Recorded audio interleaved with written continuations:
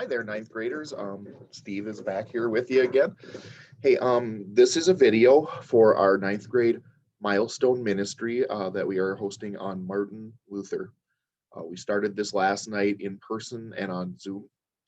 This video is for anyone who was not able to make it for any reason, so that you can keep up with us and know what we're talking about. So what I'm going to do is show you the presentation, have my PowerPoint up and go through some of those points. The reason we're going to talk about Martin Luther is because we're Lutherans, right? And we need to, if we're going to call ourselves Lutherans, it's probably a good thing to understand kind of the man that we're named after. As we do find out later if we're going to watch a documentary about Luther, and it states this, I can tell you this, Luther was not fond of being called Lutheran. Like, he didn't like the name Lutheran. He didn't think that he was the leader of a movement or anything like that. So we're going to talk a little bit about him so you'll get an understanding of who he was, what he thought, what he did, and his significance to our church. So I'm going to pull up my PowerPoint here. We will get started. All right.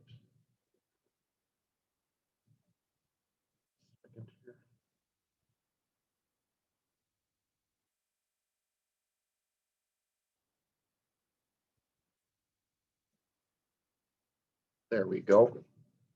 I do apologize for that. There. So who was Martin Luther? He's that guy down in the corner there. That's a painting of him. He was a German monk. He was a priest. He was a theologian. Theology is the study of the nature of God and religious belief. He was a writer. I want to go back to that theologian word. You guys can use that in conversation to sound really smart. We're all theologians. What that means is you're studying the nature of God. We read the Bible, we look at scripture, we interpret it, we decide what it means for our lives and the world around us. That makes you a theologian. So everybody here is one. And we all talk about the nature of God and religious belief. That's what we do in the church. So you are something maybe you didn't think you were, and you can tell people, I am a theologian, and you'll sound super smart. Martin Luther lived from 1483 to 1546 in Germany. At that time, Germany was called the Holy Roman Empire. So there's a lot of history there about Rome and Constantinople and the Empire of Rome and how it all sorted out, and then the Catholic Church gets in there. Basically, we're at a point in time where it's kind of the middle of Europe. Austria, Germany, many of those countries in Central Europe. And they're ruled over by different lords and kings. Different sections of lands are ruled over. And then there's the Holy Roman Emperor, who is the big head honcho, right? He runs the empire. And then on top of him, or beside him, I would say probably more power, the Pope, the head of the Catholic Church, kind of influenced the Holy Roman Emperor. So what was going on at the time? Europe was kind of in, I wouldn't say chaos, but it was a different place. You had all these different lords and kings vying for leadership, and to be their emperor. And the Pope kind of controlled all of that because in those days they ruled by what was called divine right. So divine right means that God picked you to be king. God picked you to be in charge. Well, the Pope was the direct line to God at the time. And so if the Pope said you were king or emperor or lord or whatever your title was, it was as good as God saying it. So everybody was vying for the favor of the Pope. And that's kind of how it worked. It was a very political thing. The Catholic Church had a ton of power back then. Really was one of the big power players in Europe. Kind of moved all the pieces around the board. The Catholic Church obviously is not like that anymore. They are a very large, powerful organization now, but they do ministry, right? The Pope doesn't decide who gets to lead where, and he doesn't get involved in politics of countries very often, other than to just maybe condemn something he doesn't like that he sees. but really back in the day, the Pope was kind of like the guy who moved pieces around Europe. He was very important. And so Martin Luther kind of saw this, right? He was involved with it. Um, he started out, he was going to be a lawyer because his dad owned a copper mine, and he wanted his son Martin to become a lawyer so he could help broker land deals and mining deals with him. And Martin was going to be a lawyer. He was a very smart person. He gained his bachelor's degree in a year, got a master's degree in 3 years, had a law degree. And then what happened was he got caught in a storm one time. This is a true story. Well, it's a story. He said it was true. This is how it happened. Nobody else was there, so it's a story, right? He was in a storm, lightning struck. He prayed to Saint Anne that he would become a monk if his life was spared. And that's what happened. His life was spared, and then he went and he became a monk. His dad was not happy. His dad was actually very angry with him, thought that it was a waste of time, a waste of talent.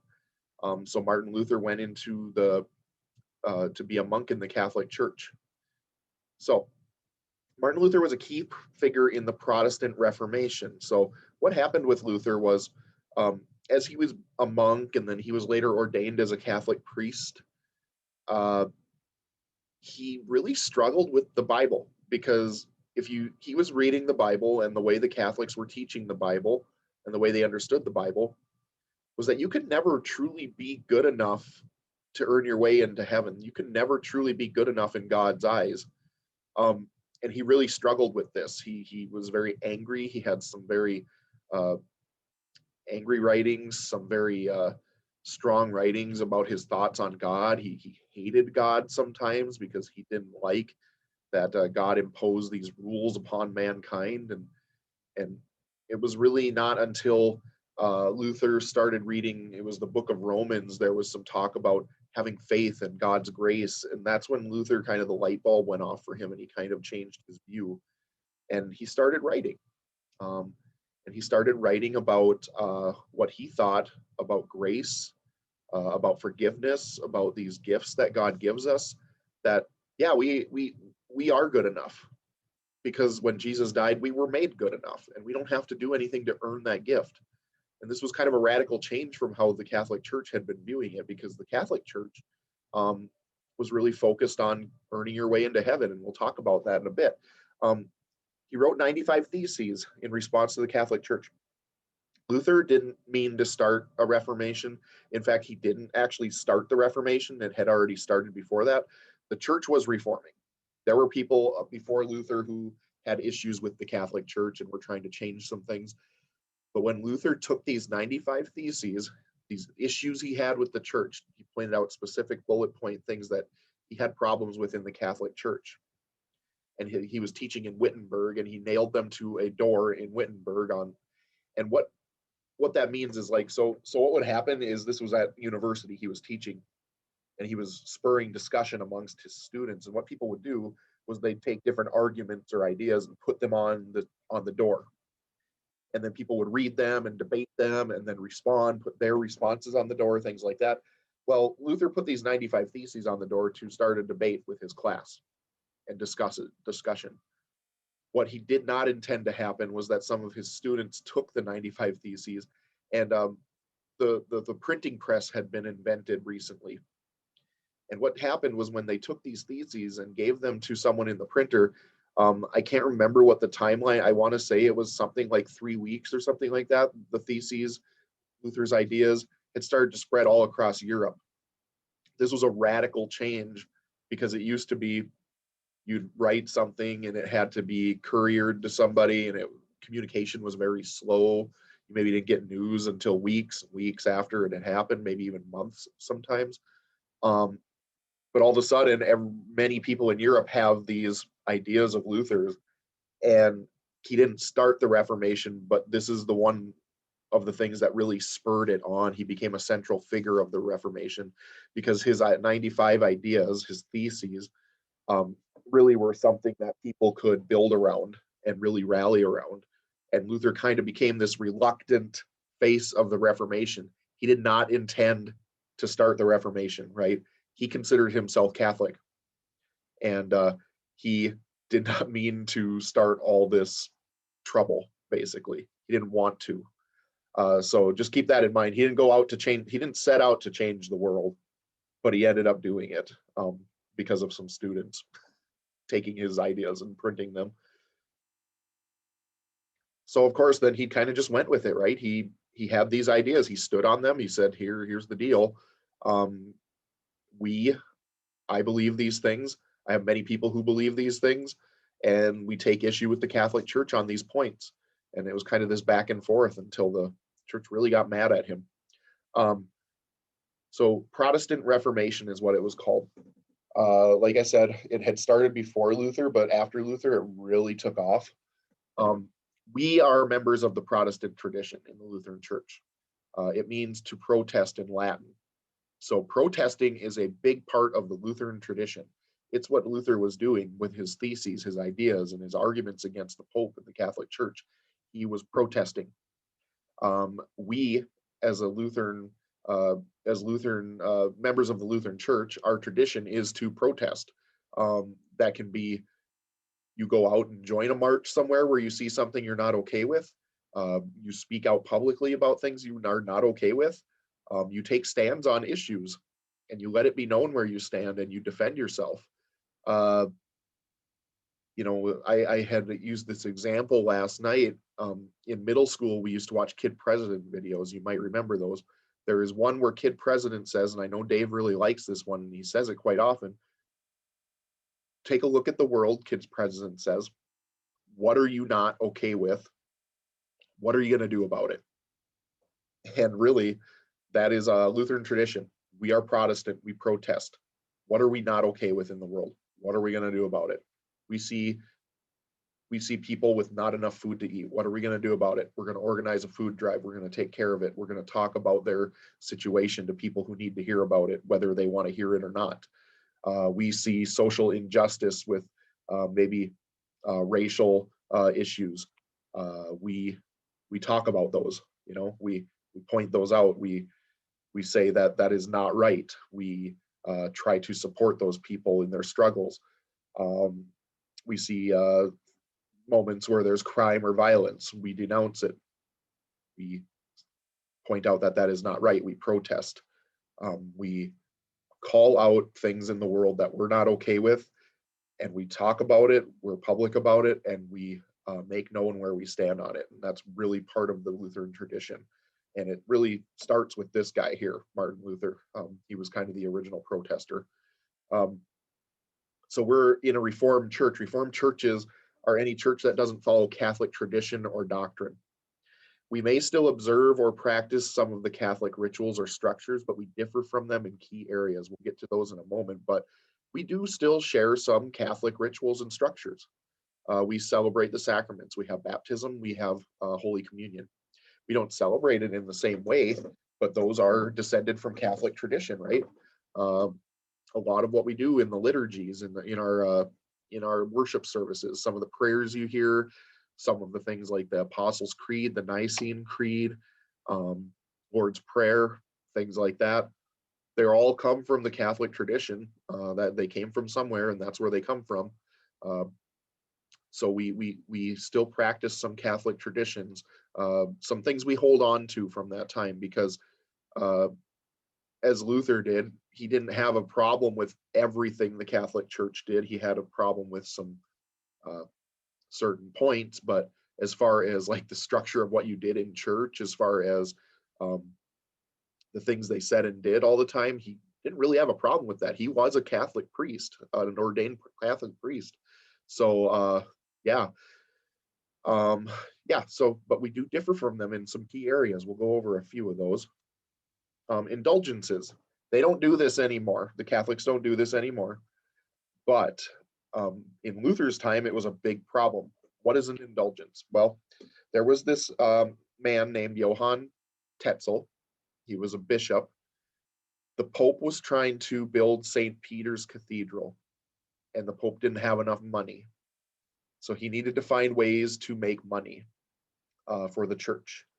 One way that Mr. Tetzel figured out how to do that was by selling indulgences. So what would happen is he would go out and he would say, I don't know how many coins, I don't know, 1 gold coin or, 1 shilling. I don't know what their measure of money was, but basically pay me. I will give you a piece of paper. On that piece of paper, I will say, your sin is forgiven. What have you done? What kind of sin have you committed? Well, I'll write on there that God forgives you. Give you this piece of paper. You give me some money. It's forgiven. You're good to go. You had some people in your life who died, a family member who maybe wasn't the best person. They are in purgatory, which means you hang out there for a certain number of years before you actually go to heaven, or hell, whichever one they're going to. And what he would do is he would basically shorten their purgatory sentence. He would say, well, they did this and they are probably serving about 10 years in purgatory. You give me some money, I will shave some time off their sentence. Then they only have to serve 5 years in purgatory. Here you go. Of course, how could you ever even know how long someone was, like, these are things that people can't even understand, right? Like, there is nobody who gets to speak for where people go after they die. There is nobody who gets to speak as to if there's punishment or reward. Only God gets to decide that. But basically, you had Catholic officials going around giving get out of jail free cards, essentially, for money, forgiving sins, forgiving future sins, all these things. Luther had a huge problem with this. This was one of the main problems he had. It goes against everything that religion stands for, right? God gives us grace. God gives us forgiveness. We don't have to do anything to earn it. We don't have to, we can be forgiven. We can repent. We can do all those things of our own free will. We don't need to buy pieces of paper to ensure our salvation. Luther had a humongous problem with that. Also because it was the ulterior motive of raising money to build a cathedral, right? Not a fan, not what the church was about. We are saved by grace and faith, not works. So in that day, the Catholics believed that you had to do good things to earn your way into heaven, right? If you did good things, if you were faithful, if you went to church every Sunday, if you did the sacraments, if you helped out people, if you were nice to people, if you did your Hail Marys and confessed your sins and things like that, then you would get into heaven because God said it would be okay. That Martin Luther didn't believe that, right? Martin Luther believed in that moment when Jesus died on the cross, we were given salvation. We don't have to do anything to earn it. We don't even have to work for it. It's just there. God gives grace freely. God gives salvation freely. It's one of the hardest concepts of being Lutheran, and you're going to struggle with this as you get older. So you're telling me that bad people are forgiven? Yes, I am. That is Lutheran belief. We don't have to do anything to earn it, and God gives it freely. So even the worst people in the world are forgiven. We can still forgive, right? We don't have to forget bad things that people do, right? And that doesn't mean you don't have accountability for your actions, right? But it does mean that God forgives you. God just forgives. And you never lose that. So yeah, people struggle with this. I struggle with this. I think everybody does, because you get something for doing something. We're very into that in this world, right? Goods and services for money. I do something for you, you do something for me. That back and forth. That's not how God works. God's like, here, take it, and we're just like, so no strings attached. No strings attached. Take your grace. I forgive you. You are forgiven. You are saved. So that gives us freedom to be who we are, right? It gives us the freedom of being a Lutheran, freedom of being a Christian, one of God's children. God would like us to take that grace and that forgiveness and make God's world better with it, right? We are free knowing that we can go out and we can do those good works, that we aren't trying to earn anything by doing those good works. We do them because God gave us life and God gave us grace, and we have faith that God is forgiving to us.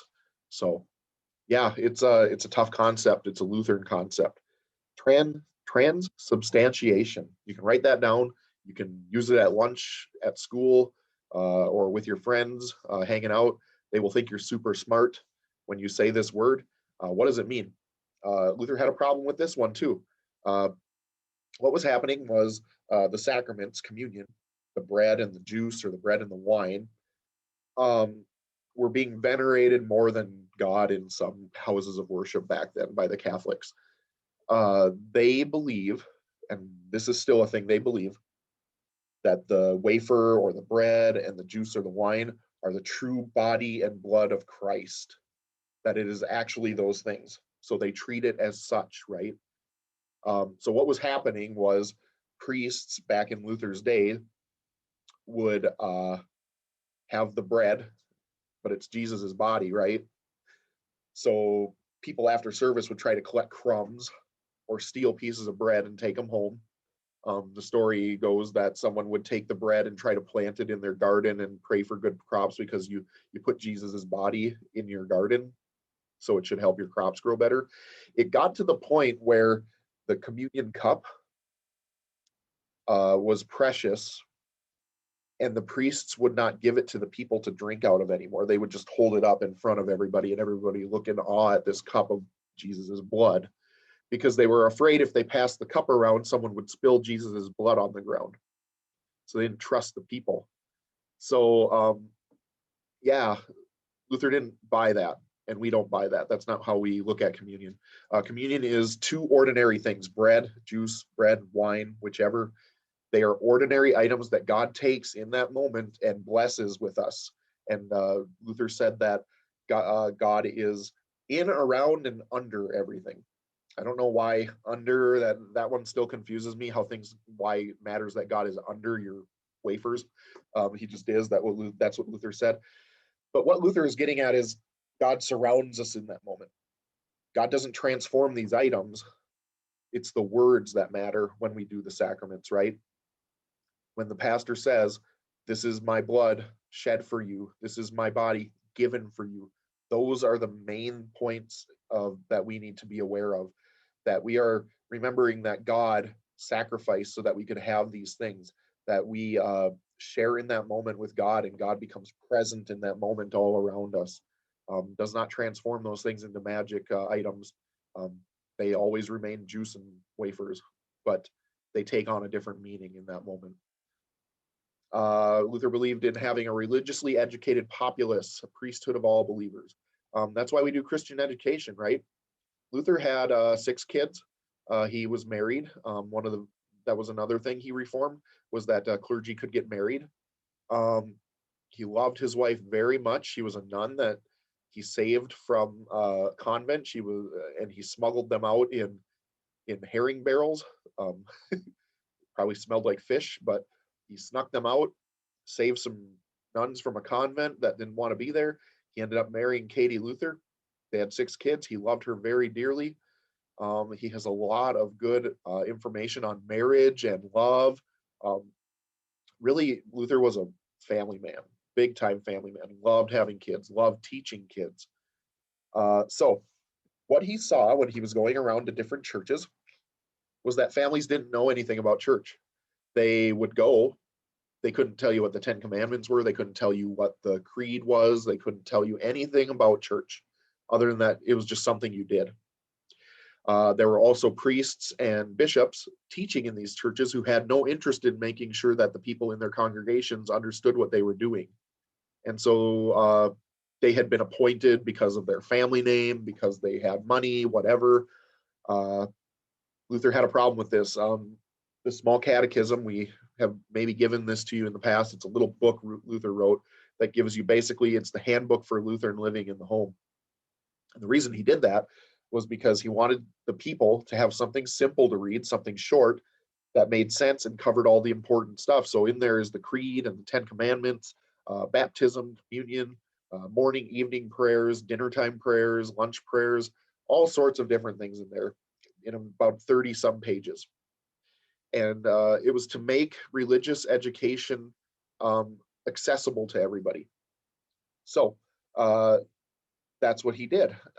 I gave a sermon in about August about where I read the preface of the the small catechism, and Luther was just appalled by what he saw when he went to different towns. He called them pigs and swines, and that they were living like animals because they didn't understand anything about religion. Um, we'll get to this in a bit, but Luther was very harsh with his words. Uh, priesthood of all believers, it means we're all involved in this. We're all part of this church community. It doesn't matter who you are, right? I'm studying to be a pastor. 10 years ago, I would have laughed if you told me I was doing that.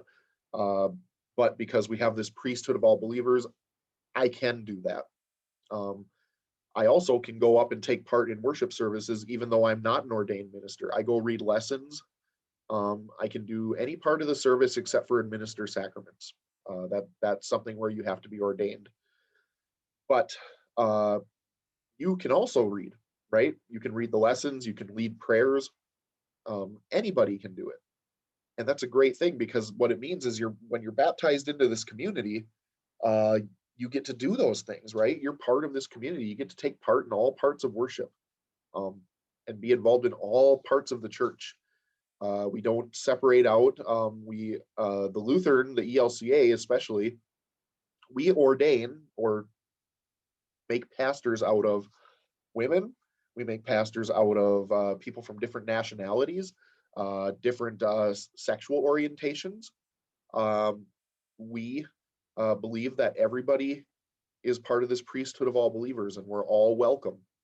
And so that's where we differ from a lot of different churches, right? Different denominations, even different Lutheran churches don't believe what we believe in that regard, right? So we take Luther's priesthood of all believers, and we really expanded in the ELCA, which is what we're a part of, the Evangelical Lutheran Church in America. If you didn't know that, that's our church denomination, and those are some of the things we adhere to. He believed in sinner and saint. The Latin for that is simul justus et peccator. I wear these bracelets. They say sinner and saint on them. Basically, what it means is that we're all sinners. We've all done bad things. We all screw up. We all mess up. Okay, but like I said, God forgives us, right?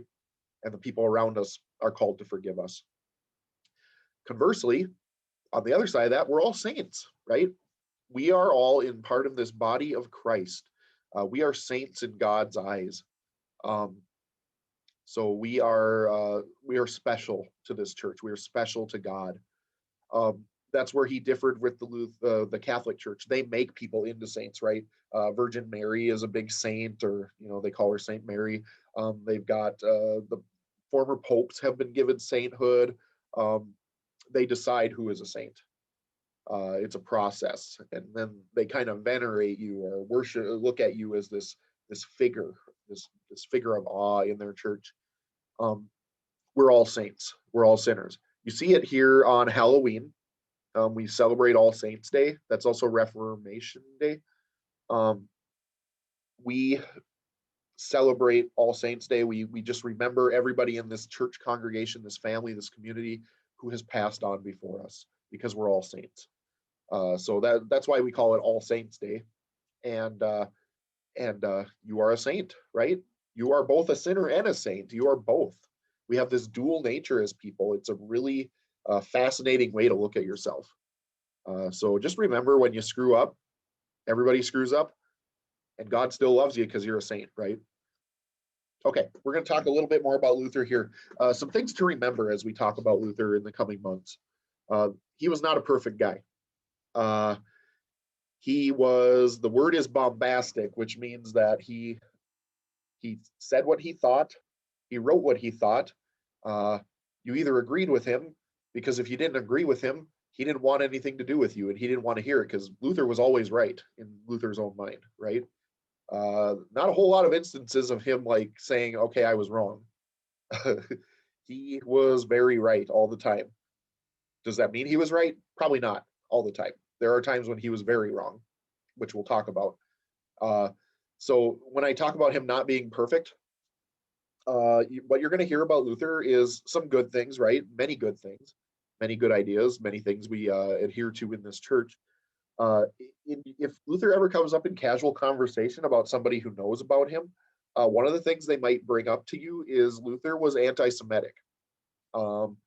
Now, he said some very nice things about the Jewish people, but later in life, he wrote some very nasty things about the Jewish people, like calling for synagogues to be burned and for things like that.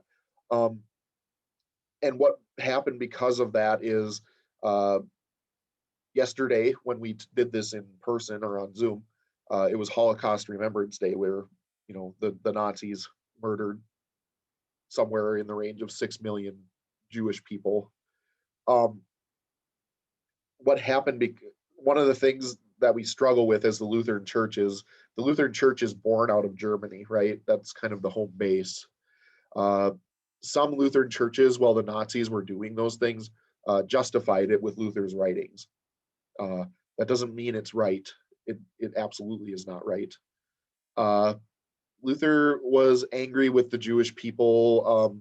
I think the context is important. He was mad at them because, like the Catholic Church, um, he was accusing Jewish leadership of using the law, the Old Testament, which is their Bible. They don't read the New Testament where it talks about Jesus and things like that.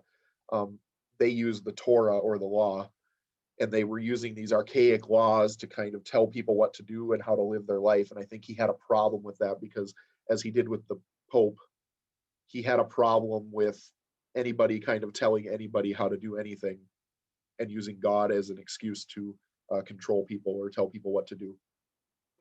So what happened was, during the Holocaust, many Lutheran churches took his teachings out of context, used them to sit idly by and watch Hitler and the Nazis murder people because it was okay, because Luther said so. That's not right. That isn't what we use Luther's writings for. Luther was not perfect. He wrote these things. We own up to it. It's part of his history. We have to acknowledge it. Um, and it is never right to discriminate, and it is never right to uh, commit genocide. Obviously, it's never right to do that based on somebody's religious or racial or national affiliation, just anything. That's not right. And so Luther has those problematic writings in his past. Uh, they are very much a thing. People do talk about them. Um, I think in a lot of ways there is some misunderstanding that went on, but also there's just some very harsh writings he had about the Jewish people, and it wasn't right. So we do acknowledge that, because I think it's important to remember that these people that we prop up as leaders of our church, founders of our church, uh, and even just our personal heroes, the people we see in society, athletes, movie stars, anybody who we look to as this person that we idolize, can have problems in their past, or can do things that are not in line with what we believe or are not good. We all make mistakes. I was, myself, I've made many mistakes in my past. I'm sure everybody out there has made mistakes and done things they're not proud of and they regret. Um, so we acknowledge that, though, because it's part of Luther's story. Still a great man, still had a lot of wonderful ideas, still changed the world, frankly. But he just has those moments where we also have to acknowledge that he was human, and he made mistakes as well. And he wrote some things that probably we're not very proud of looking at. It just is part of his story. We don't worship Luther, we worship God. So we talk about Luther in the church. We don't talk about him a ton. Um, we use his ideas and his doctrine and some of his theology in our teachings and what we talk about in the church. We worship God. So anybody who is holding up Luther as everything, like anytime they talk about anything to do with church and they quote Luther, they talk about Luther, they start always talking about Luther in everything they do. That is not the point of talking about him. We worship God in the church. We don't worship Luther. We don't idolize this man. So just remember that. He was a big part of the founding of our church. He did, like I said, change the world with his writings. But we worship God in the church.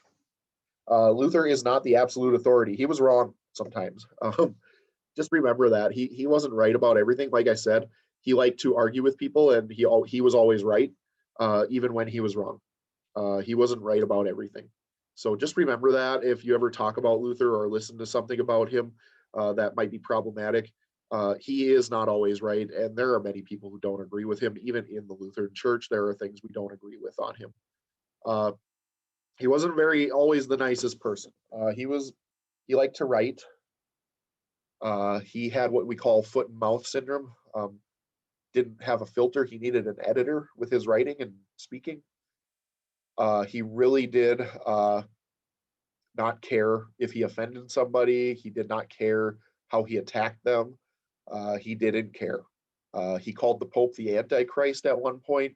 He would attack the character and the families and the personal lives of priests and bishops he had problems with. He did not care. And he was not a nice guy. And that is probably why you can see there are still some Catholic churches, as we'll get to, there are still Catholic and Lutheran churches who do not get along. It's like this ancient grudge, right? They still remember these things. Probably because Luther was such a harsh person. He was really mean to some people, and yeah, sometimes it takes those kind of people to move the world forward. But really, yeah, we try to be much nicer than Luther when we talk to people and teach. If he was alive today, he probably wouldn't agree with all our theology and social stances in the ELCA. We have some stances, right, on ordaining people of different sexual orientation. He may not agree with that. Um, we have some different stances as far as like partnering with other churches. We have sister congregations that we partner with, that we work with. He might not agree with that because they might have different beliefs and doctrines than we do. Just some couple things he might not agree with. I think, though, he would agree that the church needs to continue reforming. Uh, he was a reformer. He wanted to change the church. He wanted to keep the church moving forward. I think even today he would be saying some things that would try to keep the church moving forward because I think he was of the mindset that we can't get stagnant. He had issues with the Catholic Church. He was very harsh towards them. Uh, but today it's a little different. We in the ELCA at least have a lot more in common with the Catholic Church than we don't. Uh, I was part of a group with the young adults where we had a Catholic priest in, and we agree on a lot of things as far as like social issues and church doctrine. We agree on a lot. Uh, so today we really treat them as part of this overall family of Christ, right? We offer them the same love and welcome and kindness that we show everyone. I put that on there because in the ELCA, in the Lutheran Church at Sharon Lutheran, we welcome everybody. We uh, love everybody and we show kindness to everybody, regardless of who they are. And the Catholic Church has become more in line with that as well. Now, there are always extremes on either side of the church spectrum, right? Uh, we're coming closer together with the Catholic Church, though. We still don't share, they have many more sacraments, they have many more rules, they have different beliefs about things. But really, all that is just red tape, right? What's the ultimate thing here? We all love God and we all serve God, and we can all agree on that. So we aren't at war with the Catholic Church anymore. Luther started a Reformation movement, and Europe was at war for like 200 and some years afterwards. Like outbreaks of violence, like people went to war over this, how they viewed the church and between the Catholics and the Protestants, and then they would get kings and lords involved in their armies, and it was a thing. It's not like that anymore. We don't fight with them. They are brothers and sisters in Christ, just as everybody else is, and we treat them as such. So that's a quick overview of Martin Luther. Looking ahead, so here's how this is going to work. In person on February 24th, just check the date. I think it is the 24th of February. It's a Wednesday at 7:30 p.m. We're going to start watching this documentary. I love this documentary. It's one of the better ones about Martin Luther I found. The reason I like it is because every word spoken in it by the Luther character is things either he wrote or said. So you're getting it right from Martin Luther's mouth. And then it puts him in the situations that he was saying these things in so that you can see what it was like. Now, The other thing I like about it is it was put on by a different synod of a denomination of the Lutheran Church, the Wisconsin Synod, which we, like I said, even in the Lutheran Church, there's different splits. We don't agree with them on everything, and we don't agree with the Missouri Synod on everything. But what this documentary is nice about is that even though it was put on by a different denomination of the Lutheran Church, they bring in leaders from all different parts of the Lutheran Church, including the ELCA, including different Lutheran seminaries. Um, some of my professors at school are on this. And I like it because it shows that even though we have differences with even different Lutheran churches, that we all share the same goal, right? We all love God, we all serve God, and we all believe in grace. Uh, and so it's cool to see these different church leaders offer their different opinions and thoughts during the documentary. So here's how this is going to work. Starting February 24th at 7:30, we're going to meet in South Hall and start watching this. We'll watch it for an hour. I think it's about an hour and a half. So we will watch the first hour in February. At home, if you can't join us or choose not to join us, and that's fine, I'm going to have you just seek this movie out. It is free on Amazon Prime if you are a Prime Video subscriber. If you have Amazon Prime, you have Prime Video. You can stream it for free. You just search out this title on Amazon Prime on the app or on Amazon's website. It'll pop up there and you can watch it. You can also search online. There might be different services that will let you rent it or watch it. I mean, we all have kind of a way to stream pretty much anything these days. So there is a way to watch it. So I'm going to put that on you out there. If you're not able to join us, if you choose not to join us, there is nothing wrong with that. But I do want you to try to watch this movie alongside us. And you can watch it on your own time. Doesn't have to be February 24th. But we're going to start with the first hour on the 24th. And then when I get the March date out and put that out, we will watch like the last 20 some 30 minutes, and then we'll have a discussion. So that one you can either watch ahead of time and join us on Zoom for discussion, or you can choose to come view it with us. We meet in South Hall around tables separate. We wear masks. Families stick together at their table. It has worked pretty well. So if you are able to make it, we welcome you to come watch this movie with us on the 24th. And I would love to see you. If you watch it on your own, wonderful. We will have a discussion in March around it, so I will look forward to hearing from you then. If you have any trouble finding this movie, let me know. I will see if I can figure out how to find it for you to watch.